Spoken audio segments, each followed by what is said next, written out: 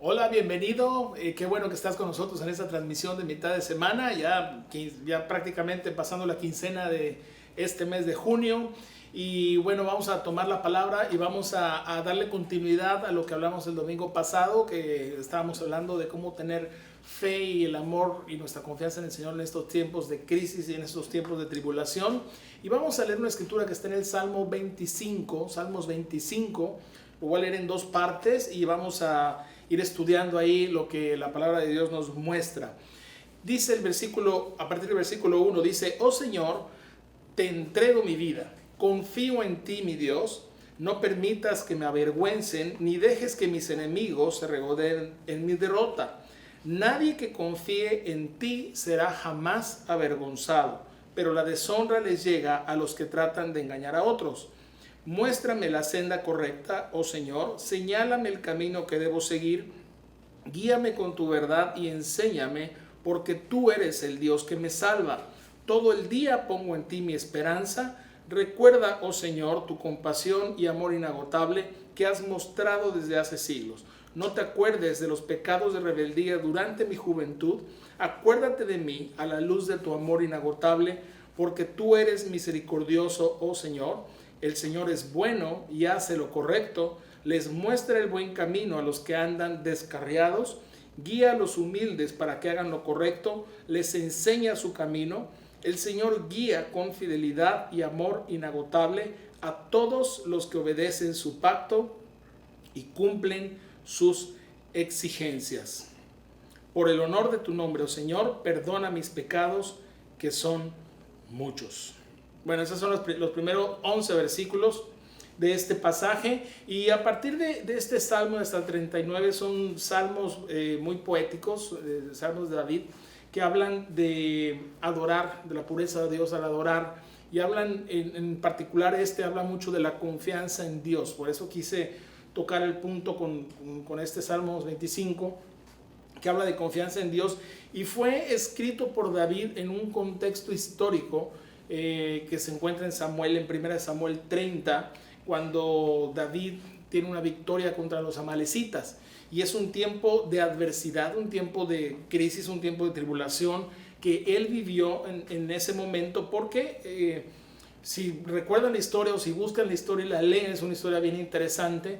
Dice que estos hombres secuestraron a las mujeres y a los niños de los israelitas, del pueblo. Entonces la gente estaba molesta con David, estaban molesta con el rey, y querían hasta apedrearlo, querían acabar con él por causa de la situación tan difícil y crítica que estaban viviendo. Pero Dios fortaleció la vida de David, y dice la palabra de Dios en 1 Samuel 30, versículo 7, si no me equivoco, que David usó el efod, que correspondía a los sacerdotes, ¿verdad? Pero él consultó a Dios en medio de esta tribulación, consultó a Dios, y además Dios le promete, cuando él tiene esa comunión íntima con Dios, Dios le promete que iba a recuperar todo lo que estos hombres le habían robado, y además iba a recuperar a la gente. Y lo importante es que él fue guiado por Dios, porque quizás lo externo en ese momento estaba adverso, estaba en caos, era un problema y era una situación muy difícil, pero lo interno fue solucionado primeramente en el corazón de David cuando estuvo en comunión con Dios. Y es lo que hablábamos el otro día, que en estos tiempos de dificultad es importante estar alineado con el propósito de Dios, con su corazón. Y él fue guiado por Dios, y bueno, llegaron al campamento, arrasaron con todo y recuperaron a cada persona que ellos habían tomado, y además arrasaron con un fuerte botín, ¿verdad? Entonces Dios demostró en la intimidad cómo tenía que actuar. Y yo creo que para ti, para mí, vienen tiempos de prosperidad, de bendición, si ponemos nuestra confianza en Dios, si hacemos lo que hizo David, que consultó a Dios, y ahí en la intimidad él halló paz, él pudo alinear su corazón, y Dios demostró que venía un tiempo de prosperidad y de bendición para su vida. Entonces, volviendo al Salmo, ¿verdad? En el inicio, en los primeros versículos, esas declaraciones que hace David de te entrego mi vida, de yo confío en ti, no permitas que yo sea avergonzado, muéstrame tu senda, son cosas que nosotros debemos aprender de un hombre que aprendió a confiar en Dios en momentos realmente difíciles. Dice, guíame con tu verdad y guíame con tu mano. Y él termina con una declaración muy fuerte en estos versículos. Dice, tú eres el Dios que me salva, tú eres en quien pongo mi esperanza, en ti está mi fuerza. Y yo creo que ese debe ser el clamor de nuestro corazón en este tiempo en el que necesitamos que Dios nos salve, en el sentido de ser librados de la adversidad, de ser librados de toda tribulación, y el que nos guíe con su verdad es algo que va a darnos una buena perspectiva y que nos va a dar un camino recto, una senda segura en donde caminar. Esperar en Él, como dice David en esta palabra, saber esperar en este tiempo de tribulación es bien importante, porque a veces nos ponemos ansiosos, nos preocupamos y esto roba nuestra paz, pero saber esperar en Él con paciencia, no que estemos pasivos sentados esperando a ver qué va a suceder, no, de forma activa, pero esperando que nuestro corazón esté conectado con Él, sabiendo que nuestra confianza está puesta en Él. En el versículo 11, aquí cierra el salmista diciendo, ¿verdad? Por el honor de tu nombre, oh Señor, perdona mis pecados, que son muchos. Entonces, honrando el nombre de Dios, dice, por honor de tu nombre, perdona mis pecados, que son muchos. Nuevamente te comento esto, el reconocimiento de las cosas que están mal en nuestras vidas es algo bien importante, ya que vivimos tiempos en donde la gente no reconoce sus errores, mucho menos sus pecados, y es muy imperante que nosotros podamos ser personas íntegras delante de Dios y no echemos culpas a nadie, ni recordemos otras cosas más que la bondad de Dios sobre nuestras vidas, la misericordia de Dios en nuestras vidas, sabiendo que Él perdona todas nuestras iniquidades y todas nuestras faltas cuando nosotros actuamos de la manera que aquí el salmista nos muestra, reconociendo los errores. Y vamos a leer la segunda parte, que está del versículo 12 en adelante. Dice, ¿quiénes son los que temen al Señor? Él les mostrará el sendero que deben elegir, vivirán en prosperidad, sus hijos heredarán la tierra. El Señor es amigo de los que le temen, a ellos les enseña su pacto. Mis ojos están siempre puestos en el Señor, porque Él me rescata de las trampas de mis enemigos. Vuélvete a mí y ten misericordia de mí, porque estoy solo y profundamente angustiado. Mis problemas van de mal en peor. Líbrame, Señor, de todos ellos. Siente mi dolor, considera mis dificultades y perdona todos mis pecados. Mira cuántos enemigos tengo y de qué manera despiadada me odian.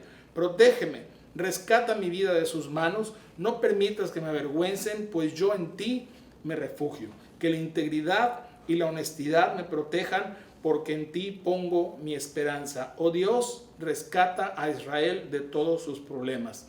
Y aquí vamos a permitirnos añadir, ¿verdad? Oh Dios, rescata a Tabasco, rescata a México de todos sus problemas. Entonces, al inicio de esto, del versículo 12 al 14, muestra varios beneficios que quiero resaltar, ¿verdad? ¿Quiénes son los que temen al Señor? Él les mostrará el sendero que deben elegir, vivirán en prosperidad, sus hijos heredarán la tierra. El Señor es amigo de los que temen y a ellos les enseña su pacto.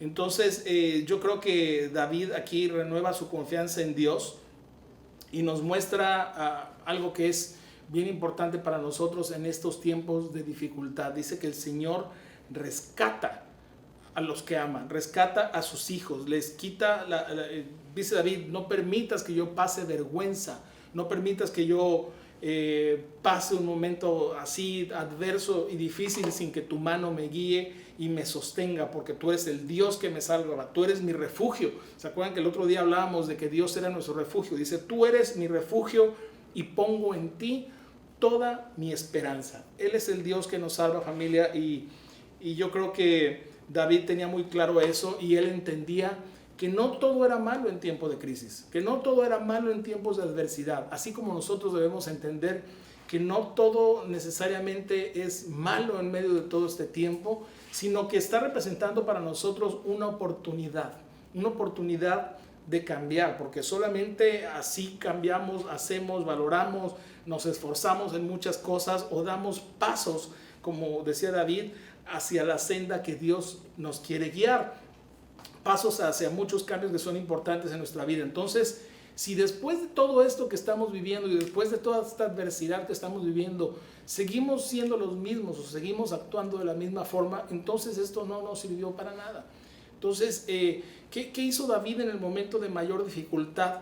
Cuando la gente lo quería apedrear, le estaban reclamando y todo, fue y se metió con Dios, consultó a Dios, tuvo un tiempo de intimidad, se cubrió de la presencia de Dios y el Señor le respondió. Y el Señor le mostró que él iba a salir librado de todo esto y que él iba a retribuir todo aquello. Entonces yo creo que nos da una lección muy importante, porque todo esto nos debe de sacudir para nuestro bien, para despertar a una nueva realidad, para fortalecernos y para dar un fruto de bendición. ¿Por qué? Porque hay que entender que hay cosas como las que estamos viviendo que son pasajeras, pero las cosas más importantes son eternas, son permanentes, son las cosas que permanecen para vida eterna, como dice la palabra. Entonces, toda crisis produce cambio, toda situación adversa produce cambios, pero lo importante es que produzca cambios en nuestra vida para nuestro bien y para el bien de los que están con nosotros. Entonces, el otro día hablábamos de la bondad de Dios y David aquí lo resalta también. El otro salmo era de Asaf.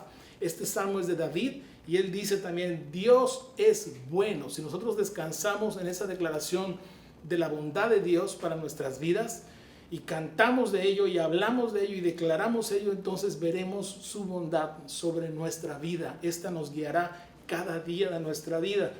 Hay un hombre en la escritura que todos conocemos de él, Job. Job tuvo un momento de adversidad tremendo y terrible. Él no solamente fue atacado en su salud, él perdió a su familia, a toda su familia en ese momento, perdió sus bienes, perdió todo. Pero cuando él entendió el propósito de Dios y en dónde lo estaba llevando Dios, él pudo entender que esa crisis lo iba a llevar a tener una relación más fuerte con Dios y una comunión más cercana con Dios. No culpó a Dios, sino al contrario, al final del libro tú puedes ver que él dice, de oídas te había oído, pero ahora mis ojos te ven, ahora te conozco realmente en un tiempo difícil en donde tú me levantaste con tu mano y con tu diestra. Entonces, yo creo que estos tiempos de adversidad y de crisis nos abren los ojos en un plano espiritual para valorar, para reevaluar cosas que estamos haciendo, para reordenar prioridades, para poder acomodar cosas, para cambiar el rumbo de nuestra vida que quizás no estaba siendo el correcto, para cambiar nuestra actitud, para cambiar nuestra forma de ver muchas cosas con las que estamos acostumbrados a tratar en el día con día. Entonces, si sabemos que Dios es bueno, pues hay que buscarlo con todo el corazón, hay que buscarlo en la intimidad, hay que hacer como David, cubrirnos con su presencia y dejar que Él nos guíe y nos revele abundancia de paz y de verdad, confiando en que vamos a ser retribuidos en todas las cosas, porque muchas veces corremos hacia nuestros deleites, corremos hacia las cosas que anhelamos y que queremos y que a lo mejor no está mal, pero tenemos que buscar primeramente su reino y su justicia para que toda aquella cosa que nos haga falta venga por añadidura a nuestra vida, pero que lo primero, que lo importante es que Él sea nuestro deleite, que Él sea nuestra paz, que Él sea nuestro gozo, que así como David, lo primero donde él fue a la presencia de Dios y ahí encontró paz y armonía. Yo creo que Dios, familia, nos está buscando en medio de todo esto y debemos de abrir el corazón y de tener los ojos espirituales muy alineados para saber qué es lo que quiere Dios en medio de todo esto para nosotros, porque nuestra búsqueda de nuestro corazón deben de estar con Él, que nuestros afectos estén con Él, que nuestra devoción esté con Él realmente y nuestra confianza esté con Él. El otro día decíamos cómo aquellos hombres volvieron en sí y entraron en razón y corrieron a buscar a Dios, y corrieron a buscar la bendición de Dios, así como Jonás, que hablábamos de él hace unos días. Jonás en el vientre del pez, dice la Biblia, que volvió en sí y entonces reaccionó y su vida fue transformada. Y yo creo que Dios en estos tiempos nos está llevando en muchas formas a entrar en razón en cuál es lo importante de nuestra vida, como el hijo pródigo que vivió su vida hecho un caos, pero dice la escritura que estando alejado de la presencia del Padre, que estando alejado de la bendición del Padre, volvió en sí y reconoció todo lo que tenía en la casa del Padre, que desde el inicio él estaba ahí en ese lugar, pero su corazón estaba en otro lado, anhelando irse de la casa del Padre. Y lo más tremendo es que su hermano, que él sí estaba con el Padre, su corazón tampoco estaba con el Padre. Él también estaba viviendo de una forma egoísta, de una forma pues estaba ahí en lo físico, pero no en su corazón. Entonces yo creo que el Padre está con esos brazos abiertos, llenos de amor, llenos de misericordia, esperando que nosotros entremos en razón, así como estos hijos, porque los dos estaban, ¿verdad?, de manera inadecuada, de forma inconsciente, no valorando, no apreciando las bendiciones y la riqueza que tenían cuando estaban en la casa del Padre. Entonces es una bendición. Mira, yo creo que el Señor quiere hacer una fiesta grande, matar al becerro gordo y celebrar cuando sus hijos vuelven su corazón a Él, cuando entramos en razón y entendemos que en su presencia hay plenitud de gozo. Yo creo que por eso David corrió a su presencia en ese tiempo tan adverso. Entonces, ora por otros, anima a otros, fortalece la fe de otros, levántalos con esperanza, sabiendo que en lo espiritual y en lo físico Dios bendice y Dios prospera nuestras vidas. Entonces yo quisiera cerrar este tiempo diciéndote, es un tiempo de oportunidad. No lo tomes como un tiempo solamente de adversidad, sino como una oportunidad para poder relacionarte con Dios de una manera más fuerte y para poder mostrarles a otros el amor de Dios. Así como decía David, ¿verdad? Mostraré su bondad y mostraré su amor, porque Él es mi refugio y Él es mi fuerza. Entonces, familia, que Dios te bendiga. Oramos, seguimos orando por muchas necesidades. Haznos llegar, si tienes alguna, a través de nuestras redes y estaremos en contacto contigo para poder pedirle a Dios e interceder por todas las necesidades que haya. Que el Señor te bendiga. Nos vemos pronto.